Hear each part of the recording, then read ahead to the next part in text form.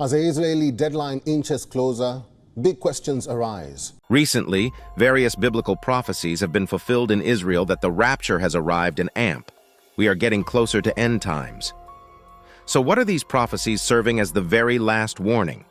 Let's dive into this video to know the terrifying details. Throughout history, there have been religious predictions that talk about signs of the world ending. One of these predictions is about Jesus coming back and a third temple being built. And it's surprising how it matches current events. Some people might think these predictions are just stories, but they seem to be happening now, which makes many uneasy. Let's talk about Jesus' return and the construction of Solomon's temple. This third temple was in Jerusalem on the site where the Temple Mount is today. It was a place where people worshipped God. After it was destroyed during a siege, Herod's temple took its place. Herod's temple was initially simple but was later rebuilt by King Herod the Great in a grand way, showing incredible architecture. This temple stood for a long time until the Romans destroyed it when they invaded Jerusalem. To understand why Israel and Jerusalem are important, we need to know their history and the role of the temples. So, the idea of building a third temple came after the second temple was destroyed. The goal was to make a more splendid temple that could withstand destruction.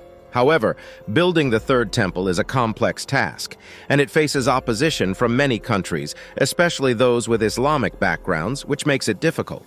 Moreover, the ongoing tensions in the region and the conflicts over whether Jerusalem should be the capital of Israel and Palestine make things more complicated. This adds extra importance to Jerusalem for three different religions. In Jerusalem, there's the Dome of the Rock, a significant Islamic building on the Temple Mount.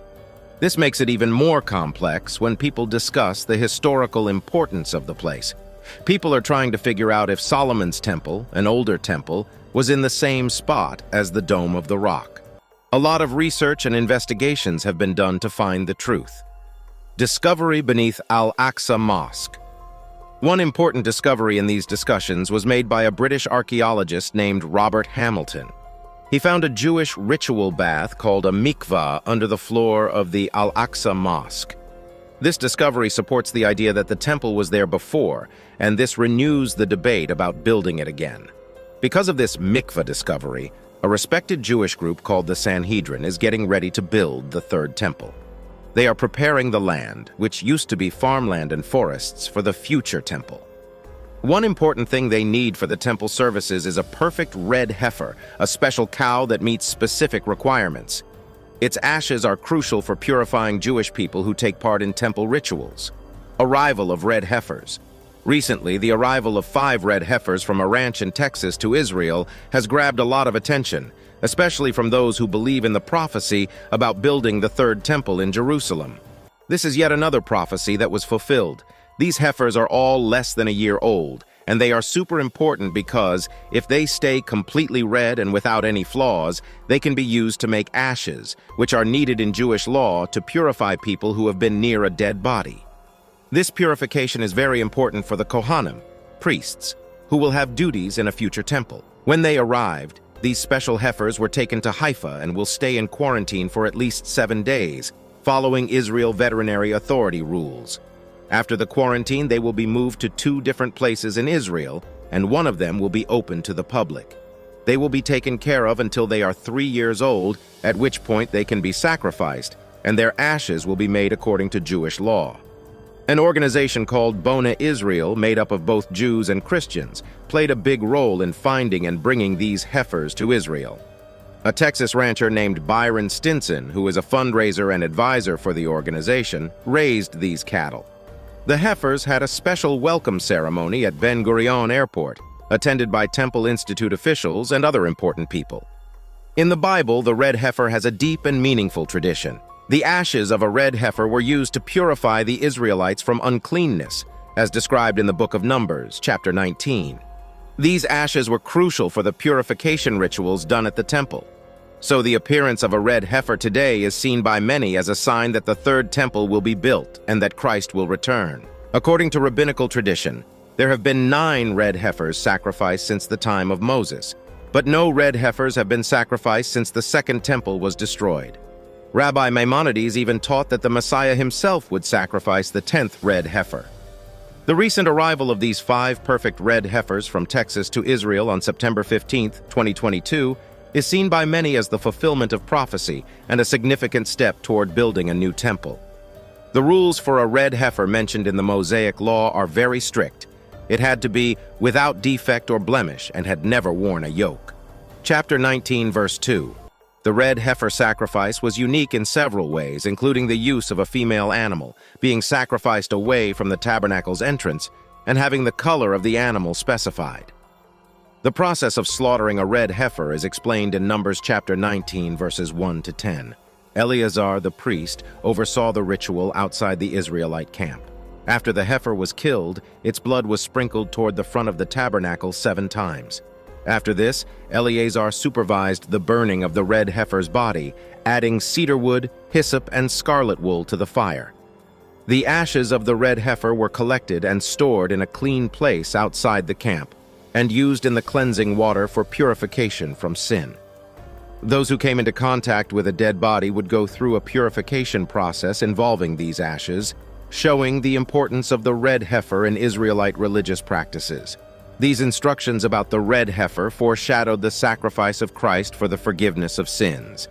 Jesus, like the red heifer, was without blemish. Just as the red heifer was sacrificed outside the camp, Jesus was crucified outside Jerusalem. The ashes of the red heifer cleansing people from the contamination of death parallel the sacrifice of Christ, saving us from the penalty and corruption of sin and death. And recently, a ceremony has happened. Despite facing various challenges, the construction of the Third Temple is in progress.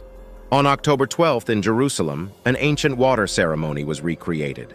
Priests and musicians led the ceremony, starting at Shahar Hashpot and going to Shiloh, Siloam Springs, an important historical place. Participants chanted, danced, and played silver trumpets at each stop, guided by respected rabbis. At Shiloh, they collected water in a golden jug and returned to the mountaintop. They set up a model altar with leafy branches, following old temple customs. The ceremony ended with blessings and a special event called Hakhel, which happens every 7 years. While it's not explicitly required by the Torah, the water libation is celebrated joyfully and is a 15-hour ceremony in the temple, continuing all night. People from all over the world came together to take part in the Sukkot celebrations, making it a global day of worship. During the last 6 days of Sukkot, the water libation and wine pouring occurred, marking an important step in temple traditions, Armageddon. Now let's talk about Armageddon, a word often connected to scary end-of-the-world scenarios, but with a different meaning here. In Revelation chapter 16, verse 16, Armageddon means a place where armies gather for a big fight. It shows a worldwide rebellion against God's authority, and it's not tied to a specific spot.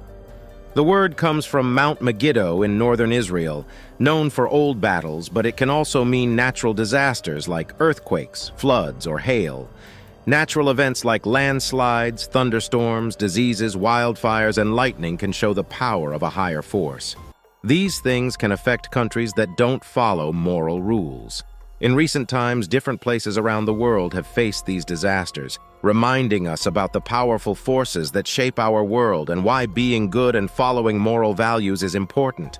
So, what do you think of the fulfillment of ancient biblical prophecies in Israel? These serve as the last warnings and are surely shocking. Comment below your views and subscribe for more.